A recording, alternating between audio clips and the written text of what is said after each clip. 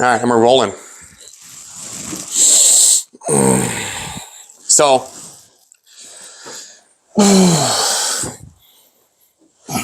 you've got some stuff regarding Hedgehog, and I think that ties into exactly what I feel compelled to talk about today. And it comes on the heels of a text I got from my agent maybe 2 days ago. Mm-hmm. And she said, hey, quick question. How are you engaging your audience? And I said, well, right now, we're pretty much just doing a podcast. And she said, podcasting is great. However, the publisher that I'm trying to get you a deal with requires at least 1,000 email subscribers. Right. And right now I've got like 100.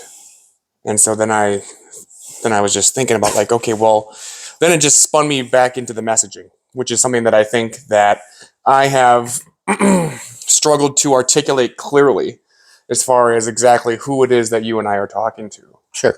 And we've tried to flesh it out, asking questions but it is still, it's still kind of. It's kind of like, it brings me back to when Stone Cold Steve Austin in the WWE was figuring out who exactly he was. Mm-hmm. And he went through a lot of different iterations before he finally came about as Stone Cold. And it was a great story that he told in terms of how he came about his name. The story doesn't have anything to do with what we're talking about, but he said, I knew I had something, I just had to find it. And then as soon as he found out his name, Stone Cold Steve Austin, the rest is history. And then he went on, I mean, anybody who grew up in the 90s, you know who Stone Cold Steve Austin is. He's going to be on the Mount Rushmore of wrestling when it's all said and done. Anyways, I say all that to say, I think that's somewhat where you and I are searching. We know we've got something. I just don't know if we've clearly found who it is that we're talking to yet.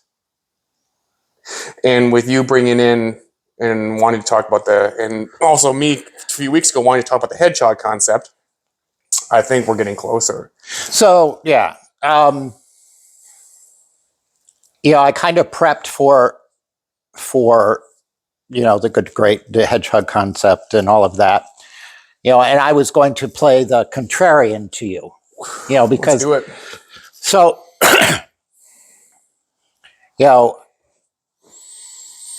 I like the concept. I think it has some great points, but I don't think it's the be all to end all. And I think it kind of oversimplifies reality a little bit. Business is messy.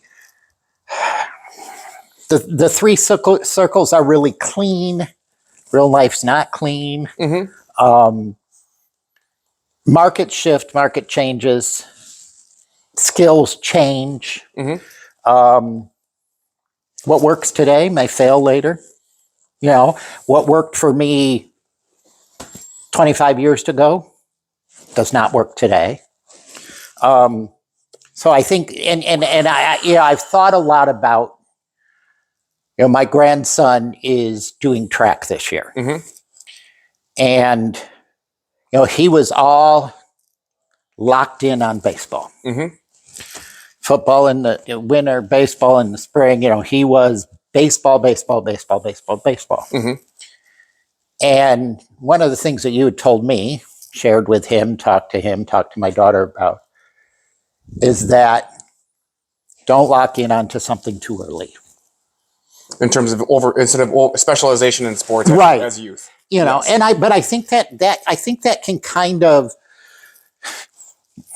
I think that the Hedgehog model is really, really good for businesses. Mm-hmm. I don't know if it's really, really good for people. And it kind of goes against what we talked about in our very first official. I mean, we've been doing this for a few months now, but like the first official podcast that we put on spot, which was about range. Right. Right. And being dangerously well-rounded. The Renaissance man. And being a jack of all trades. Right. And all of those things. So it kind of goes against that. But yeah, and maybe it is speaking to just the businesses rather than the individual, because it is about a book. Because the book is about business. Yeah, I think so. The book being Good to Great. Right, Good to Great. I'd encourage people to read it. I'd encourage business leaders to read it. I'd encourage them to deploy great parts of it. Mm-hmm. But I would not, I like mission statements. I have a little problem with mission statements is that sometimes we get this big, I'm going to pull 5 people from, my stores, and we're going to sit down and we're going to have a great meeting, and we're going to pound out a business statement, and then we're going to post it on the wall in all the stores, and we're going to send out emails, and we're going to do this. And then it becomes almost embedded in bedrock. And I think sometimes mission statements, you need to, I think it's great. I think there's a lot of good points to it, but you need to, evaluate it yearly. So then if you've read the book Good to Great, he then talks about towards the end of the book in terms of some built to last concepts in the book Built to Last. Right. And it's called the yin and the yang, which the yin of it was preserve the core. And then the other piece of it was, I'm going to butcher it, but it's about being able to adapt and change. Right. So it's like, yeah, we have the hedgehog concept, but you can preserve the core, but then you can change as needed as long as the core is preserved. So now we're getting a little bit tangential, but I interrogated myself a lot this morning and used ChatGPT as well. So just kind of going back and forth just as far as what exactly is the messaging for Artistic Warrior and who exactly am I talking to? And part of it isn't just for the book, but it's also very much for, I'm coming up on a bit of a timeline here. I've got a sermon to give at the end of May, and getting the clarity on this thing would really help. And I think the people that we're talking to, David, not sure if it's only fast food. I think it's high performers in low places. And I think are we talking to the Josephs? Right? Yeah, those high performers in low places who want out of where they're at right now, but they have a responsibility to stay where they're at. But at the same time, philosophically, responsibility shouldn't feel like selling your soul. Right. No, I like that. I think I've always gone to this is that I hope this message was broader than just QSR. That there are pearls in leadership that are universal. And for the people who aren't familiar with Joseph, what we're referring to is the story of Joseph in the Bible, where Joseph, talk about a high performer in a low place.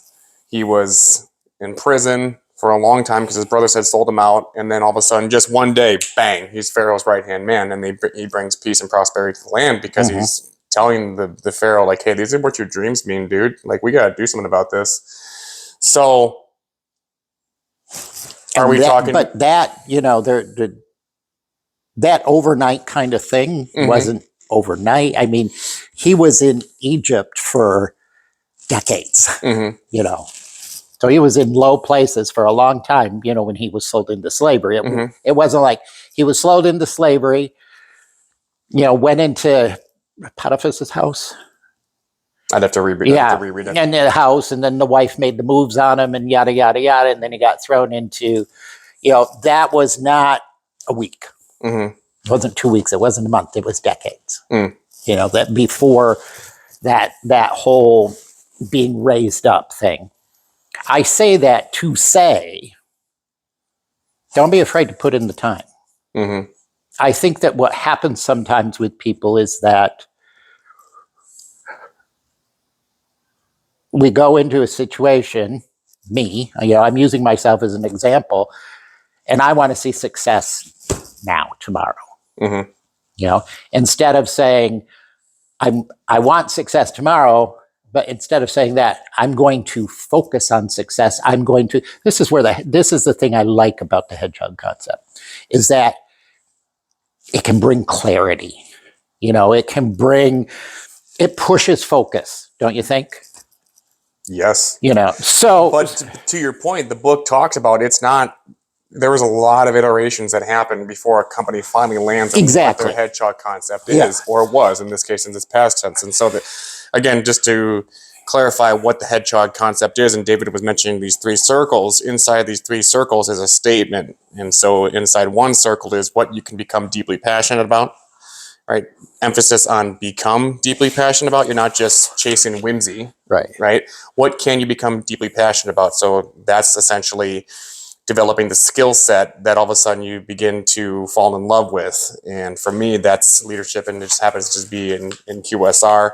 What drives your economic engine? Which essentially is answering the question, profit per what? How much profit do you bring per X? Right? And that's what they're talking about in the book. And then the last piece is, what can you become the best in the world at? So those three interlocking circles make up the hedgehog concept. And I hope that some of the discussion today about that, and then also some of the messaging piece, we can start to bring more clarity as far as who it is that we're talking to and the problems that they struggle with and how we can potentially help them. Right. So So I like the first circle a lot. Like I said, I'm going to be contrarian, right? For businesses, great. mhm. For people, the economic engine thing, success isn't necessarily all about money.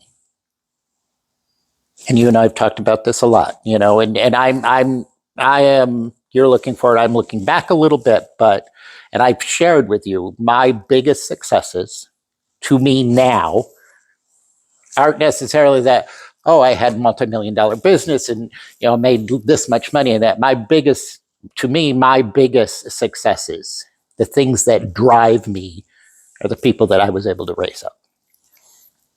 There's not a dollar amount on that.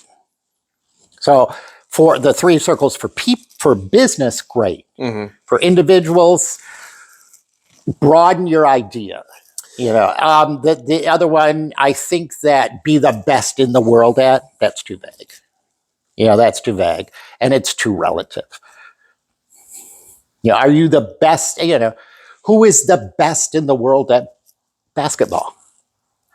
MJ? Is it LeBron? Is it Wilt? Is it, it depends on, it depends upon where in their careers, But there's a distinction there. It's not asking what are you the best in the world at, it's what can you become the best in the world at. So what is that?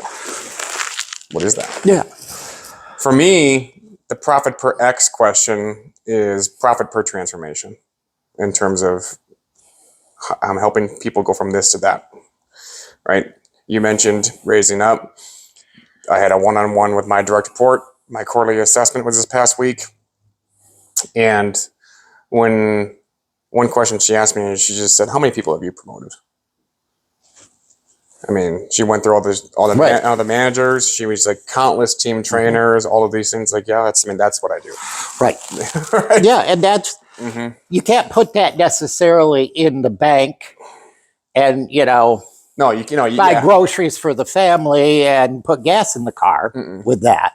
So there has to be, an economic aspect to this. But I wouldn't encourage people to limit it to that. We know too many very rich people that aren't happy. Right. Yeah.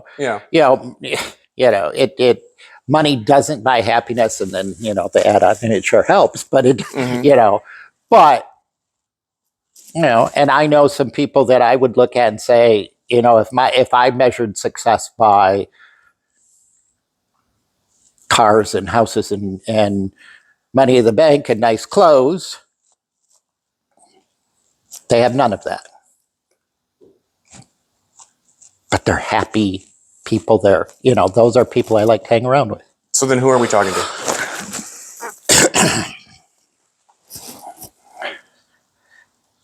I was going. So I keep going. I don't keep going. Yeah, you keep going. So I just told you I'm going to be contrarian. As we try whenever I'm working on a project or a book or something like this, I always go back to a brand script. And what a brand script is, because I'm a certified copywriter, that's just the tool that was given to us to learn when I was going through the certification process. And so there are really 8 steps to it. Like writing, I start at the end. So what transformation am I trying to create? Am I taking I'm taking somebody from what to what? And it can be an aspirational identity, like from manager to leader, or it can be something more internal, like stuck to secure, something like that. Okay. And then from there, I have to figure out what is it this person want, this character? What does the person want? Because a story is a character who wants something and has to overcome conflict to get it. So I have to figure out what that person wants. And then from there, the conflict, i.e. the problems, are layered in 3s. There's the external, the internal, and the philosophical. So the external problem, for what I was trying to figure out this morning as I was behind the computer, was they want out. They want out of their current position. But the internal problem is that they feel stuck, and they can't afford to. And also they're doing so might make them feel irresponsible or guilty.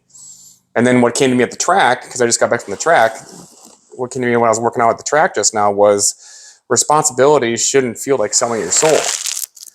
And that's kind of where I'm at a little bit. And it's just like, man, like and so that's why I'm asking you. It's like, what is it that these people want that we're talking to? Do they want out? Do they want more? Do they want something different? I'm gonna apply a biblical concept here a little bit. I want to be better than I was yesterday, and next week I want to be better than I was a week ago, and next month I want to be better than I was a year ago, or a month ago. It's called sanctification. Biblical concept is sanctification. I think that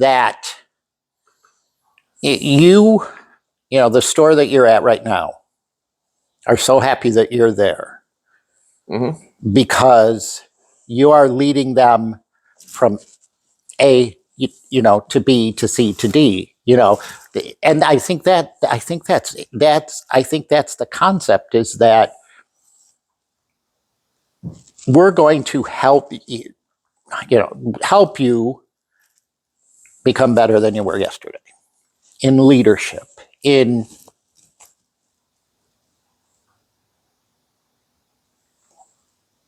just in being a man, being an artistic warrior. So no or not? Maybe. What is it that the artistic warrior wants? I'm trying to figure that out. Yeah. And then it's like, what the hell is water? Is it so close to me that I don't even see it? To me, the artistic warrior, or any man, but especially the artistic warrior, the guy that's the man, creative, capable, that they want to be a little better than they were yesterday. It's more than that. That's not. I'm not. I'm not shitting on your. I idea. know. It's like when I know it, when I hear it, I'll know it. Okay. Like when the piece, the philosophical problem that came to the track. Like, yep, that's it. Yeah. 100%. Responsibility should not feel like selling your soul. Damn, that one hit. Yeah. And so it's like so then like we should be able to work backwards now. If that's the philosophical problem, then what is it that they want? If that's the philosophical problem, the internal problem is they feel stuck, they feel trapped. And so much so that they're kind of feeling guilty or perhaps even irresponsible for looking elsewhere than their job, especially if it's a job and or industry that redeemed him. Yeah, that's, and that's hard. I mean, that's, I'm going to break away and do, talk to the third wall, the fourth wall here. This is kind of like Hunter and I, we're letting you in on how Hunter and I kind of brainstorm, so, we're kind of bouncing stuff against the wall, but hopefully you can enjoy this as how we talk sometimes and brainstorm. So we're letting you into our world a lot, and, it's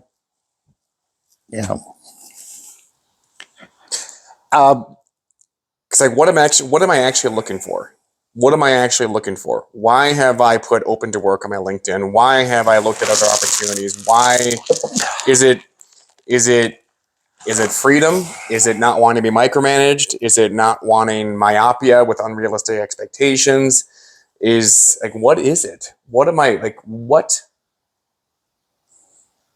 I'm going to share an anecdote because I think it's going to help. Okay. Right? Facts tell, but stories sell. Right? Yep. So, what would a high performer? How would a high performer react if where they were at was a lot of micromanagement, a lot of myopia, and a lot of unrealistic expectations? Well, they probably would feel hamstrung. They probably would feel like I can do way more than this if I was just given a longer leash and a little bit of grace to get this thing going in the right direction rather than stepping over dollar bills to pick up pennies. Mhm. Well, they would probably start looking for other jobs. Mhm. But then when the company that they're working for says, what in the hell are you doing? And then also says, okay, well, that promotion that you're up for, we're not even going to consider an interview unless you stop looking for jobs.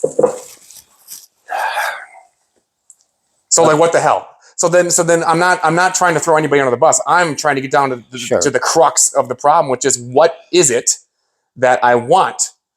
Because if we're trying to help people, then the easiest thing that I've done when it comes to this sort of thing is making myself the prospect. Right? Because really I'm trying to find that guy or gal that's like me, because that's what business is. You are marketing to people that are like you. Why? Because then when they know, like, and trust you, they will buy from you. Right. Right? And then when you're marketing, you're going to come to a place where there's the guide portion. Because after you talk about what it is that they want and then list out the external, internal, and philosophical problems, then they're gonna be like, okay, like what does Jay Abraham say, the marketing mogul? If you articulate a problem in such a way that the prospect has never heard before, they instantly think that you have the solution. Right. And so then when you position yourself as the guide, you have to do two things: display empathy and then demonstrate your competency or authority in the subject. That empathy is a big piece because you're saying, I've been where you're at. Mm-hmm. Right? So that's why I say all that to say I'm talking to myself. So, same thing. What is it that we want? What is the artistic warrior want? What is it they want? What do they want? Because it's more than just because I want to be a full-time novelist. But it's more than that. Right. It's more than that. I mean, I think that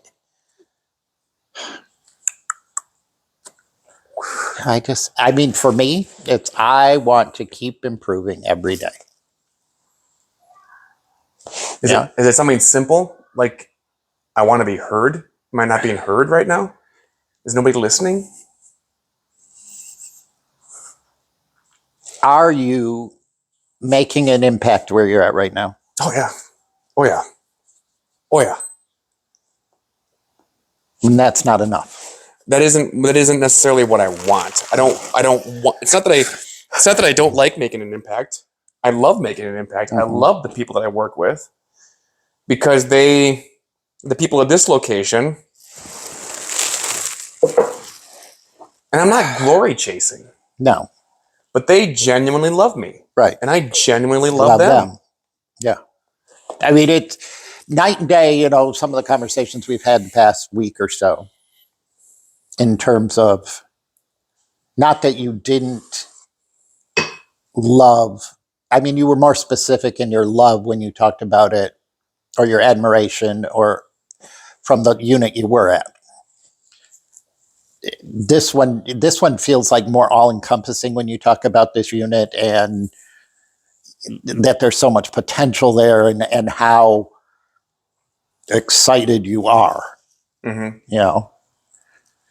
It's got to be. I know I know it is right in front of my face, David, and I am just completely blind to it.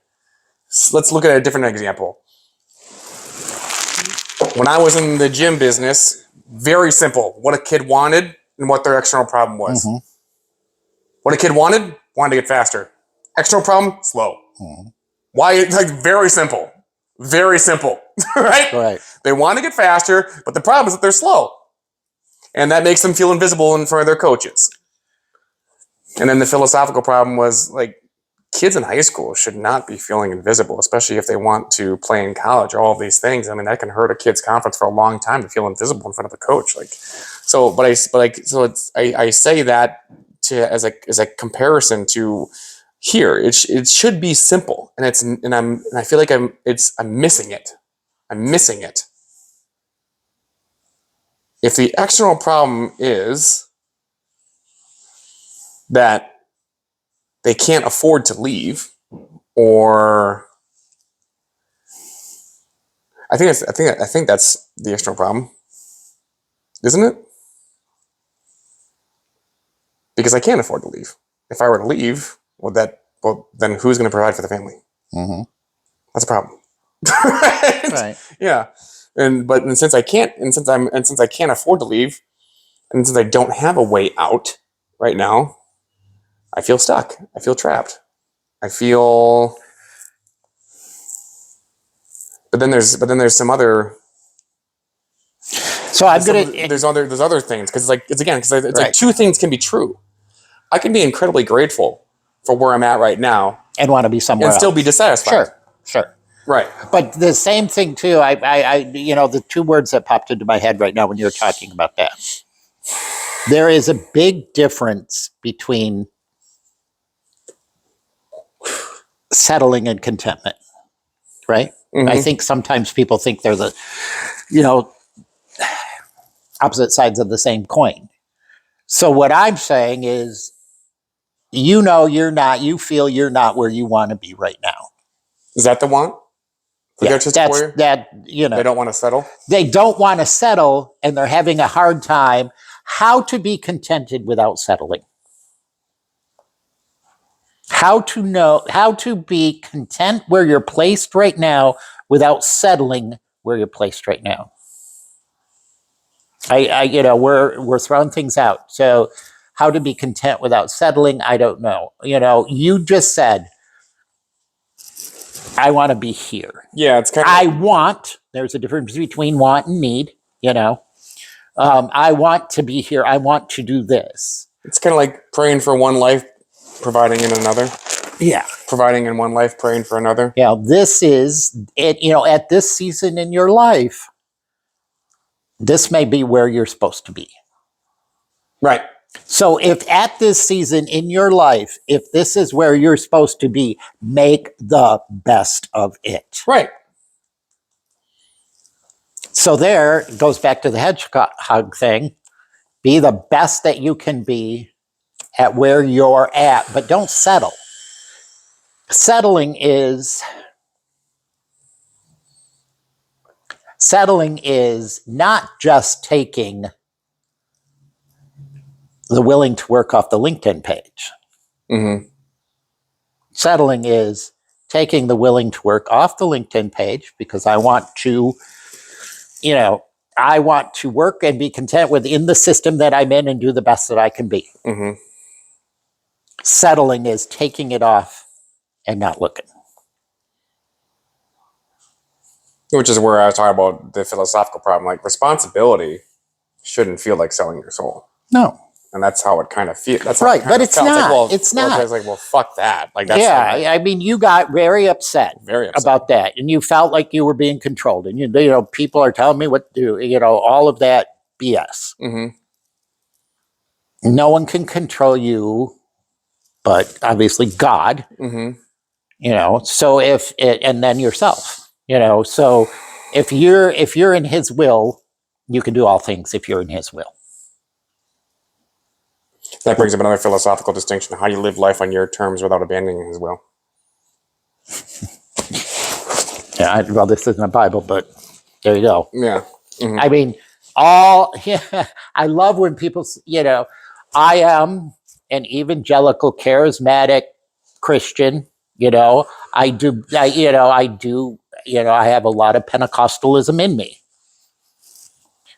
So I don't know what any of that means. I know you don't. Can you So explain that? charismatic is a worship style. Mhm. Pentecostalism is somewhat of a belief that it is very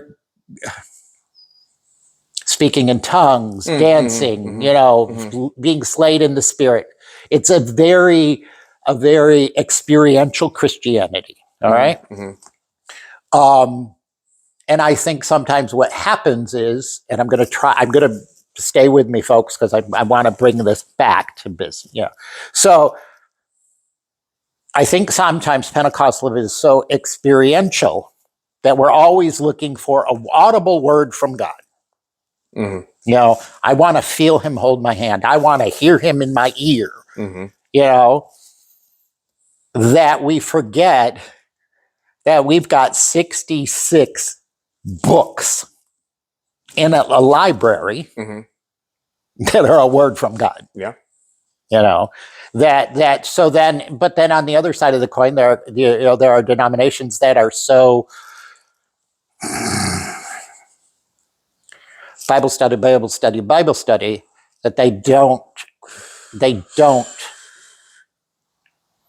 have the experiential side. You know, they're so caught up in their own knowledge. Mm-hmm. You know, like the Sadducees and the Pharisees, they were the most theologically knowledgeable people in the world at their time. Yeah.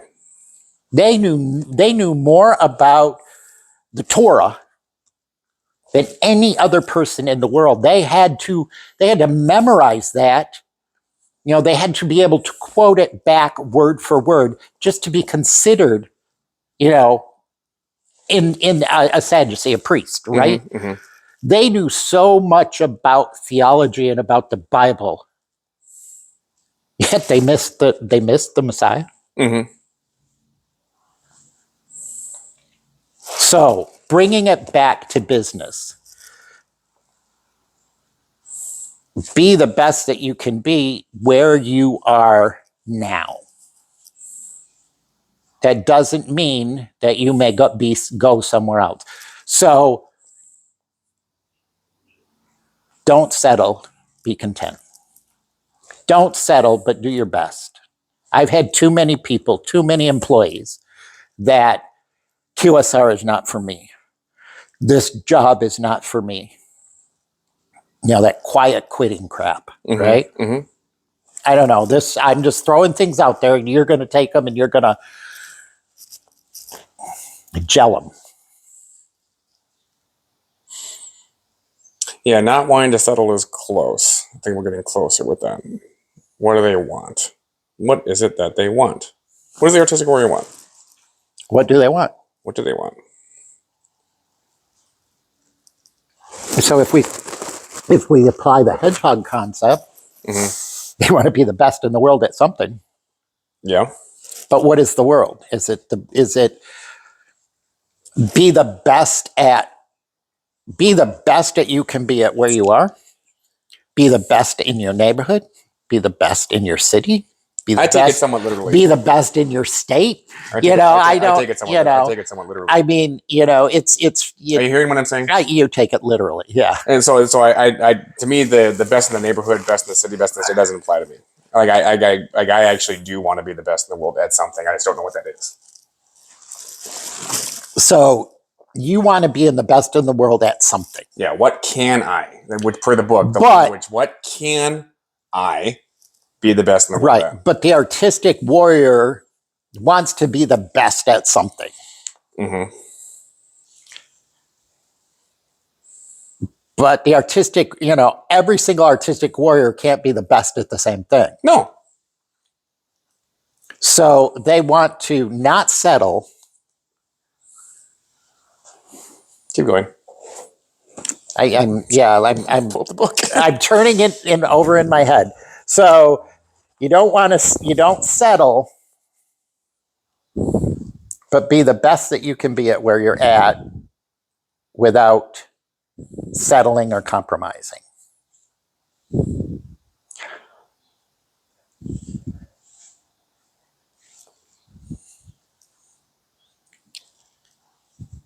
Help me. Yeah, I'm just Help me. I'm reading this Artistic Warriors Part 1, Part 2 right now in my book, and I'm trying to figure out. This is so good. That's good. Yeah, I really really like this. I really like this. It's so good. This cigar as well. Yeah, that's good.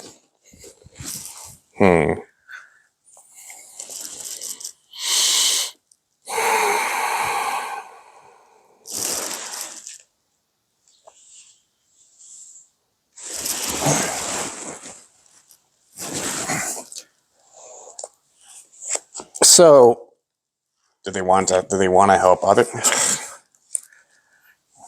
What is it that the artistic warrior wants? Do they want to help other people stop self-sabotage? Do they want to help? Do they want to help other people?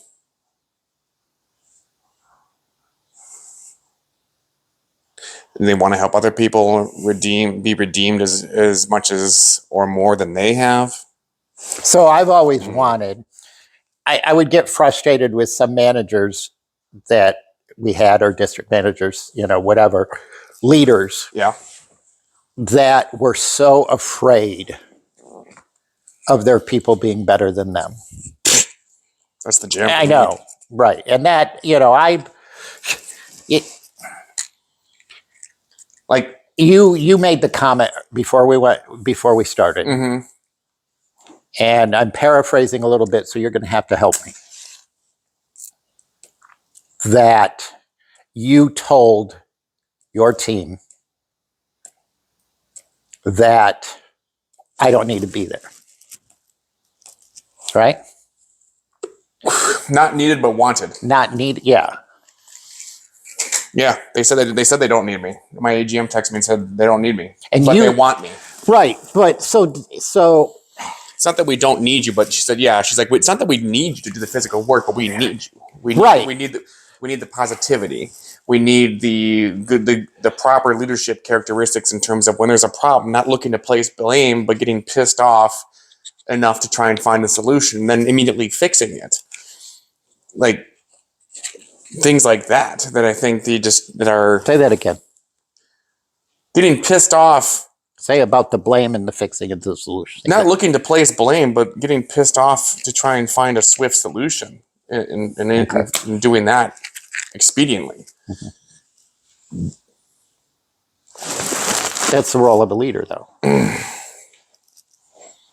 Yeah. I mean, a lot of people don't know that. It's weird. I mean,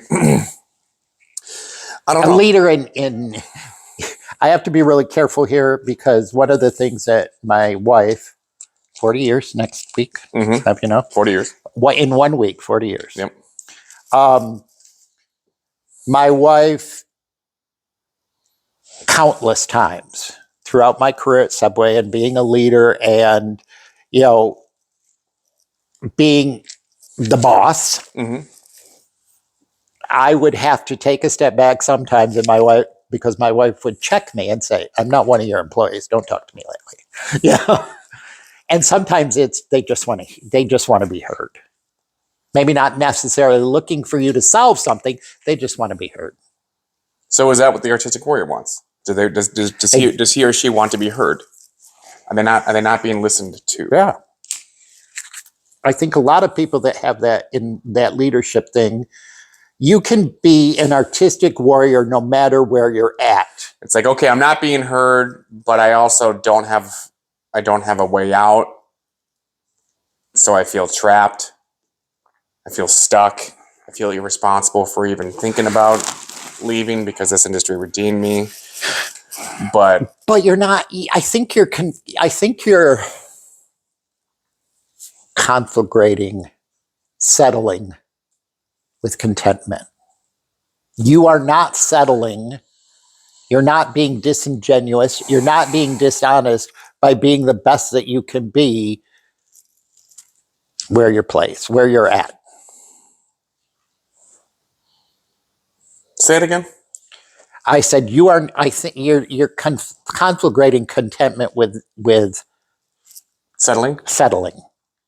You are not settling by being the best you can be with where you're at. Doesn't mean that you're not looking to move on or grow or anything like that. But you are going to be the best that you can be. I'm going to be right now, I am a food champion at Taco Bell. Mm-hmm. That's where I am right now today. Mm-hmm. I'm going to be the best food champion at Taco Bell because that's where I am today. Mm-hmm. I'm not going to be a food champion for the rest of my life. Mm-hmm. May not even be a food champion in 2 weeks. But right now, today, I'm going to be the best food champion that Taco Bell's ever seen. Mm-hmm. I am going to be, and this is, I'm trying to tie in the hedgehog thing here too. I am going to be the best RGM that Taco Bell has ever seen. And I'm going all in. These are concepts and words that we've used in past podcasts, right? Mm-hmm. That Taco Bell's ever seen. Doesn't mean I'm settling. Doesn't mean I'm going to be an RGM for the next 30 years. May not even be the RGM for the next 3 months. I don't know. Mm-hmm. I'm not settling, but I'm going to be the best. No? I don't disagree with it. I think that might come later on when, after the guide shares how they empathize with the prospect and then demonstrates competency or authority on the subject matter, and then gives them the plan, put God first, go all in. I think that fits under go all in. Right. I think that fits under go all in. Don't know. So tell me your 3 pillars again. Put God first. Go all in. Go all in. Run your race. Run your race. Mm-hmm. Right. Mm-hmm. Yep. But that's putting the cart before the horse. We still don't know what it is that this person wants. We know what the problems are. Again, it's like it's right in front of my face. I just don't know. That's why I'm hoping that you can just be like, hey, dummy, it's right there. So what we want to do, hopefully, through this book and other things that we may recommend, is to help you find what you want. Now, like Joseph, maybe we can talk it through the artistic work and, the goal of huntercharneski.com. Please go there and sign up for the email list. But the goal of that, the Artistic Warrior website, is to help you find the artistic side of warrior. I think most people that go there are already they have that warrior mentality, right? I think that warrior mentality, I think it's in a lot. I think it's in a lot of men already. It's built into our DNA. There are men who are, I think there are some men that I'll write them off, but I think it's kind of built in already. Help you find what you want, the artistic side of it. No? Yeah, somewhere in there. Does the artistic warrior want to live life on his terms without abandoning God's will? Is that it? I think that's the struggle. That's the problem. That's the big struggle, is I want to live life on my terms. That my is the struggle. Mm-hmm. Right there is the tension, don't you think? Mm-hmm. Between God's will and my will. And that's the tension. Because sometimes my will ain't God's will. No. And I'm going to struggle against it. I think there is a way to do it, though. And so that's sort of... How can I make... How can you live life on your terms without abandoning his will? Like, let's say, like... No, I want to rephrase it just a little bit. How can I make God's will my passion?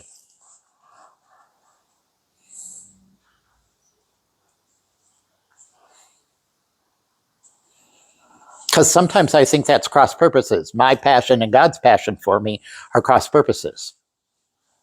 And I don't want to go to heaven and say, God, we know when we go to heaven, the Bible tells us that where there's going to be tears in heaven.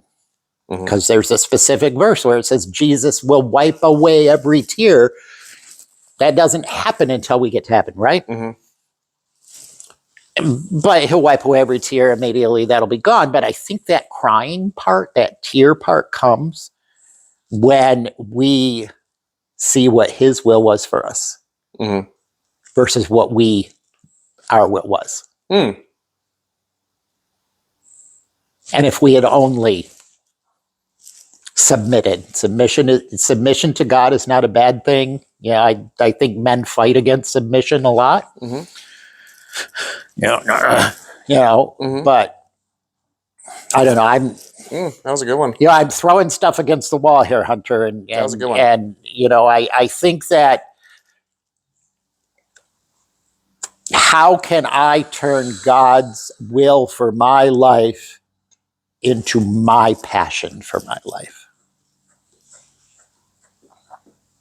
And that doesn't mean that, we know a lot of people who have God have placed in certain positions, and that's where he has placed them, and they're going to be there, but there are many examples in the Bible, especially with the disciples and with the apostles, where, okay, I am placing you here in this city. Now you're in Corinth, or you're in Philippi, or you're here, and then 3 weeks later they're gone Mm-hmm. because they were called somewhere else. Mm-hmm. But there are also people that have been placed, and that's where they've been placed, permanently. Mm-hmm. So the artistic warrior,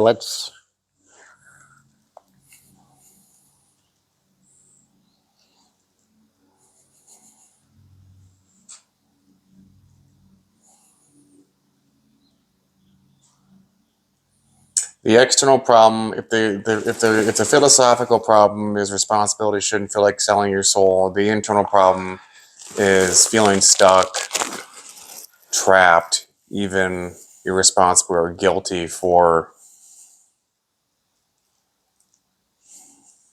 searching for something else.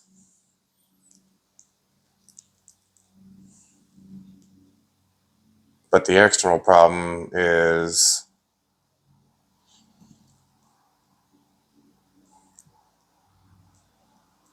does the narrative transportation get lost then if you're saying that they can't afford to leave? Does that make sense? You can't afford to leave, so you feel trapped, you feel stuck, you feel irresponsible. Responsibility shouldn't feel like selling your soul. And so then what is it they want? If they can't afford to leave, or so then what do they want? If the problem is they can't afford to leave, then what do they want? What do I want? so if you can't afford to leave. So, we're at two different points, Mm-hmm.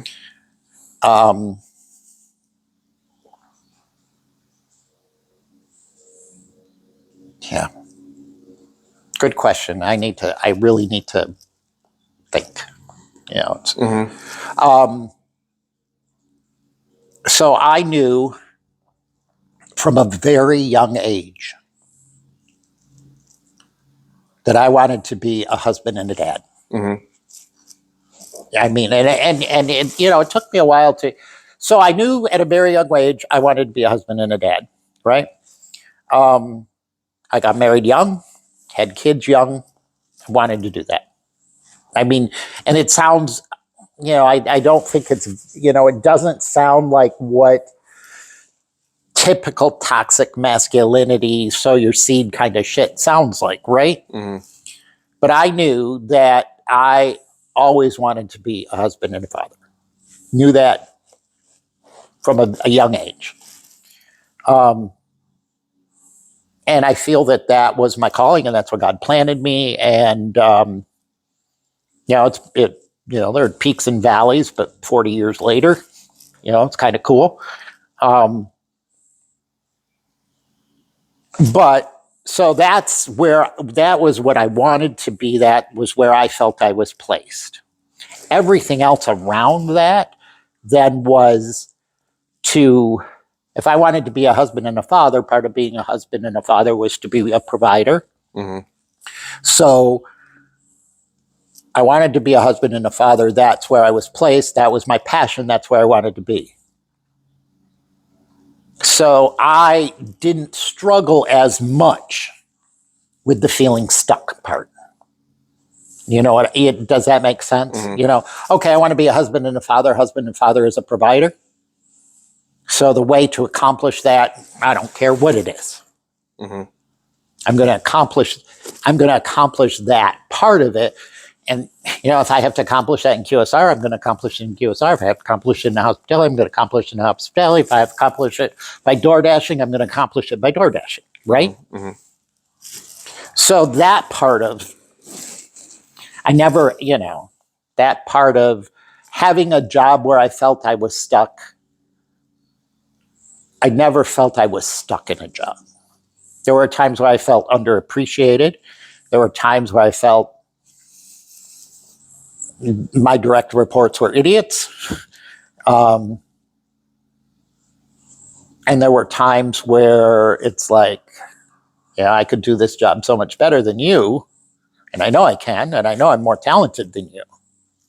But I never really felt stuck, if that makes sense. Mm-hmm. So the fortunately, it's like God found me, I found a career that I liked and provided greatly for that place where I felt I was. Mm-hmm. I feel like I'm oversharing. No. Or is it just as simple as something like, let's completely change the narrative. Right. Sharon, my agent, said, hey, we got a really big publisher that we want to pitch your book to, but they ain't going to talk to you unless you get 1,000 email subscribers. Okay. So then is the want for the Artistic Warrior an audience? Sure. I think so. For any artist,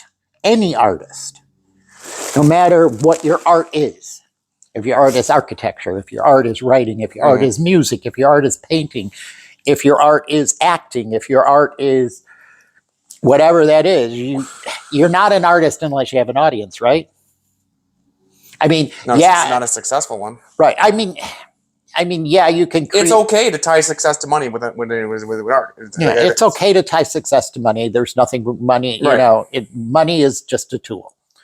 The love of money is the bad place. Mm-hmm. Mm-hmm. Money's a tool. That's okay. So, but you can't be an artist without an audience. So does the Artistic Warrior want an audience? They want an audience. That's what they want. Is that what it is? Yeah, and they want to find what is the warrior part. I think that can be answered by a lot of people. I think it's that combining the warrior and the artist together. Mm-hmm. That's the cusp of where I think you can help. Mm-hmm. Well, there's a lot of perseverance that you can draw from the warrior side. Mm-hmm. A lot of perseverance that you can draw from the warrior side. Mm-hmm.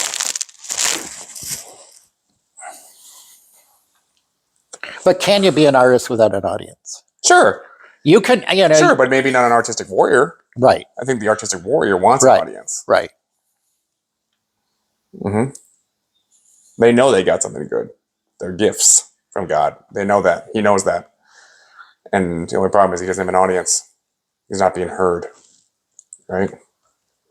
So then is it that he wants to be heard? And the extra problem is that he doesn't have an audience.